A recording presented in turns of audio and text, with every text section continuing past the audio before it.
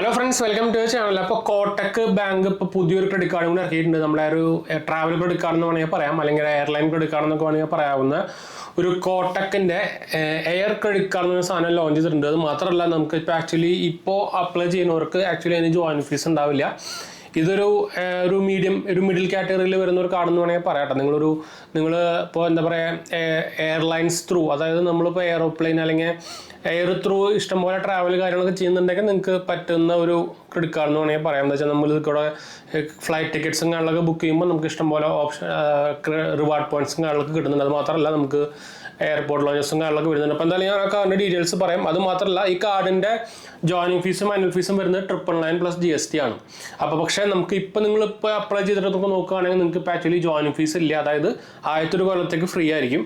അതിനുശേഷം മാത്രം നമുക്ക് ആനുവൽ ഫീസ് റിന്യൂവൽ ആകുമ്പോൾ, ഈ കൊല്ലം കഴിയാറാകുമ്പോൾ നിങ്ങൾ എന്നാണ് എടുക്കുന്നത് അതിന് 12 മാസം കഴിയാറാകുമ്പോഴാണ് നമുക്ക് റിന്യൂവൽ ഫീസ് വരിക. അത് 999 + GST വരും കേട്ടോ. അപ്പോൾ ഈ കാർഡ് എന്ന് പറയുന്നത് കോട്ടക്കിൻ്റെ എയർ ക്രെഡിറ്റ് കാർഡ് എന്നാണ് ഇതിൻ്റെ പേരെന്നും കാര്യങ്ങളൊക്കെ വരുന്നത്. അപ്പോൾ എന്തായാലും നമുക്ക് ഇതിൻ്റെ ഡീറ്റെയിൽസിലേക്ക് പോകുന്നതിന് മുമ്പ് നമ്മുടെ ചാനൽ ആദ്യമായിട്ട് കാണുകയാണെങ്കിൽ എൻ്റെ പേര് അജയ്, ഞാനൊരു ഫൈനാൻഷ്യൽ അനലിസ്റ്റാണ്. നമ്മുടെ ടെക് ഫിനാൻസ് എക്സ്പീരിയൻസ് ആണ്, ക്വാളിഫയർ ആണ് കേട്ടോ. നിങ്ങൾക്ക് കമൻറ്റ് ചെയ്താൽ മതി, നമ്മളെല്ലാ കമൻറ്റ് റിപ്ലൈ ആകുന്നതാണ്. ഇൻസ്റ്റാഗ്രാം പേജ് ഉണ്ട്, ഫോളോ ചെയ്യാൻ മറക്കണ്ട കേട്ടോ. അപ്പോൾ എന്തായാലും നമുക്ക് ഇതിൻ്റെ ഡീറ്റെയിൽസിലേക്ക് പോകാൻ ആദ്യം പറഞ്ഞ പോലെ തന്നെ ഇതിൻ്റെ ഫസ്റ്റ് ഇയർ ഫ്രീ ആയതുകൊണ്ട് തന്നെ ഇപ്പോൾ നിങ്ങൾക്ക് വേണമെങ്കിൽ നിങ്ങളിപ്പോൾ കാർഡ് ഇപ്പോൾ ഒരു എയർലൈൻ കാർഡ് എടുക്കണം അല്ലെങ്കിൽ ഒരു ഫ്ലൈറ്റ് കാർഡ് എടുത്ത് നോക്കണം എന്നുണ്ടെങ്കിൽ നിങ്ങൾക്ക് വേണമെങ്കിൽ എടുത്ത് നോക്കാവുന്ന ഒരു കാർഡ് എന്ന് വെച്ചാൽ നമുക്ക് ആദ്യത്തെ ഒരു കൊല്ലത്തേക്ക് ചാർജും കാര്യങ്ങളൊന്നും വരുന്നില്ല. അപ്പോൾ നിങ്ങൾക്ക് വേണമെങ്കിൽ ഒരു 11 മാസം ആകുമ്പോൾ വേണമെങ്കിൽ ക്ലോസ് ചെയ്യാം. അപ്പോൾ വലിയ ഇഷ്യൂസ് ഒന്നും വരില്ല. അപ്പോൾ എന്തായാലും ഇതിൻ്റെ റിവാർഡ് പോയിന്റ് സിസ്റ്റത്തിലേക്ക് നമുക്ക് കടക്കാം.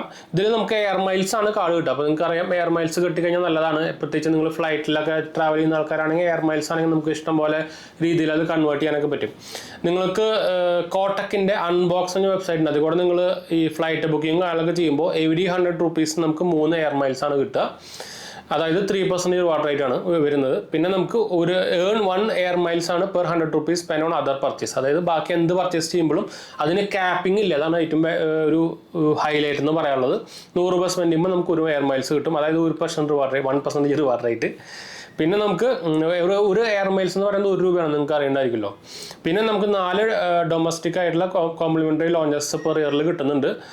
ഫോർ പ്രൈമറി കാർഡ് ഹോൾഡേഴ്സ് ആണ്. സ്പെൻഡ് അതിന് നമുക്കൊരു ഇതുണ്ട്, ഒരു ക്യാച്ച് ഉണ്ട്. Spend 60,000 or more in the previous calendar quarter to unlock the launches in the next quarter. അതായത് നിങ്ങൾക്ക് ഒരു ക്വാർട്ടറിൽ കിട്ടുന്നുണ്ടെങ്കിൽ അതിന് മുമ്പത്തെ ക്വാർട്ടറിൽ നിങ്ങൾ 60,000 രൂപ സ്പെൻഡ് ചെയ്യണം. ഇപ്പോൾ നമുക്ക് എല്ലാ ക്രെഡിറ്റ് കാർഡും അങ്ങനെ ആക്കിയില്ല. എന്ന് വെച്ചാൽ ഭയങ്കര എന്താ പറയുക, ഓവർ യൂസേജ് ഒക്കെ ആയിട്ട് അവർക്ക് നഷ്ടമായതുകൊണ്ട് തന്നെ ഇപ്പോൾ ക്രെഡിറ്റ് കാർഡുകളൊക്കെ പരിപാടി ആക്കിയിട്ടുണ്ട്, എക്സെപ്റ്റ് പ്രീമിയം ക്രെഡിറ്റ് കാർഡ് ഒഴിച്ച്. പിന്നെ നമുക്ക് card holders receive 100 bonus air miles on every card anniversary. അതായത് നമുക്ക് കാർഡ് ആനിവേഴ്സറിയുടെ സമയത്ത് അല്ലെങ്കിൽ പേയിങ് ദ ആനുവൽ ഫീസ് ചെയ്യുമ്പോൾ നമുക്ക് എക്സ്ട്രാ ഒരു 100 ബോണസ് എയർ മൈൽസ് കിട്ടും. അതായത് 100 1000 എയർ മൈൽസ് എന്ന് പറയുമ്പോൾ 1000 രൂപയുടെ വെറുത്തായിട്ടുള്ള സംഭവമാണ്. എന്ന് വെച്ചാൽ ഒരു എയർ മൈൽസ് എന്ന് പറയുന്നത് 1 രൂപയാണ്. ഇതിൻ്റെ ആനുവൽ ചാർജും 1000 രൂപയെന്ന് തന്നെയാണ്. അപ്പോൾ ഓൾമോസ്റ്റ് സിമിലർ സാധനം നമുക്ക് എയർ മൈൽസ് ആയിട്ട് കിട്ടുന്നുണ്ട്. അപ്പോൾ അത് വലിയ കുഴപ്പമില്ല. പിന്നെ നമുക്ക് എയർ മൈൽസ് നമുക്ക് ഇഷ്ടംപോലെ ഞാൻ പറഞ്ഞു കൺവേർട്ട് ചെയ്യാൻ പറ്റുന്നു. നിങ്ങളിപ്പോൾ ഫ്ലൈറ്റ്സിൻ്റെ വെബ്സൈറ്റിലേക്കൊക്കെ കൺവേർട്ട് ചെയ്യാൻ പറ്റും. അപ്പോൾ minimum of 1000 air miles is required to transfer reward to partner airlines or hotels. നിങ്ങൾക്ക് ഹോട്ടൽസ് ബുക്കിംഗ് ആയിട്ടും എയർലൈൻ ഫ്ലൈറ്റ് ബുക്കിംഗ് ആയിട്ടൊക്കെ കൺവേർട്ട് ചെയ്യാൻ പറ്റും. അതിന് ആക്ച്വലി ഓരോന്നിനും ഓരോ ക്യാപ്പിംഗ് ഉണ്ട്. ഇപ്പോൾ എക്സാമ്പിളായിട്ട് ലോയൽറ്റി പ്രോഗ്രാം ഡിഫറെൻ്റ് ആയിരിക്കും. അതായത് നമുക്ക് എന്താ പറയുക, ഇപ്പോൾ എക്സാമ്പിളായിട്ട് മഹാരാജ ക്ലബിന് അല്ലെങ്കിൽ ബ്രിട്ടീഷ് എയർവേസിനൊക്കെ ആണെങ്കിൽ നമുക്ക് എയർ മൈൽസ് വരുന്നത് 2:1 ആണ് വരുന്നത് കേട്ടോ. പിന്നെ എയർ മൈൽസിന് ഏർണിംഗിൽ എക്സ്ക്ലൂഷൻസ് ഉണ്ട്. അതായത് നമ്മൾ നേരത്തെ പറഞ്ഞു, നമുക്ക് ബാക്കി എല്ലാത്തിനും ഒരു 100 രൂപ സ്പെൻഡ് ചെയ്യുമ്പോൾ 1 എയർ മൈൽസ് കിട്ടുമെന്ന് പറഞ്ഞു. അത് കിട്ടാത്ത കുറച്ച് എക്സ്ക്ലൂഷൻസ് ട്രാൻസാക്ഷൻസ് ഉണ്ട്. അതായത് ടെലികോം ബില്ലിംഗ് ആളൊക്കെ ചെയ്യുമ്പോൾ insurance, education and government, rent, fuel payment, rent payment ഇതൊക്കെ നടക്കില്ല ഡപ്പൊന്നും. വാലറ്റ് ലോഡിങ്, പിന്നെ ഗെയിമിംഗ് ഡിജിറ്റൽസ്, ആ പരിപാടിക്കൊന്നും നമുക്ക് ഈ എയർ മൈൽസ് കിട്ടില്ല. അപ്പോൾ ഇതാണ് നമ്മുടെ കോട്ടക്കിൻ്റെ എയർ ക്രെഡിറ്റ് കാർഡിൻ്റെ ഡീറ്റെയിൽസ് കേട്ടോ. അപ്പോൾ ഇത് ആക്ച്വലി ഒരു മിഡിൽ കാറ്റഗറി കാർഡാണ്. നിങ്ങൾക്ക് ട്രൈ നോക്കാവുന്നതാണെന്ന് വെച്ചാൽ ഫസ്റ്റ് ഇയർ ഫ്രീ ആണ്. അപ്പോൾ ഞാൻ വലിയ എടുക്കേണ്ടതൊന്നും പറയില്ല. പിന്നെ ഭയങ്കര പ്രീമിയം കാർഡും ഇല്ല. നിങ്ങൾക്ക് അത്യാവശ്യം ഫ്ലൈറ്റ് ബുക്കിംഗ് കാര്യങ്ങളൊക്കെ നമുക്ക് ആകെ കുഴപ്പമെന്ന് വെച്ചാൽ നമ്മൾ ഫ്ലൈറ്റ് ബുക്ക് ചെയ്യുമ്പോൾ കോട്ടക് അൺബോക്സിംഗ് ത്രൂ ബുക്ക് ചെയ്യണം. അതാണ് ഒരു പ്രോബ്ലം ആയിട്ട് എനിക്ക് തോന്നിയുള്ളൂ. ബാക്കിയൊന്നും വലിയ കുഴപ്പമില്ലാത്ത കാർഡ് എന്ന് വേണമെങ്കിൽ പറയാം കേട്ടോ.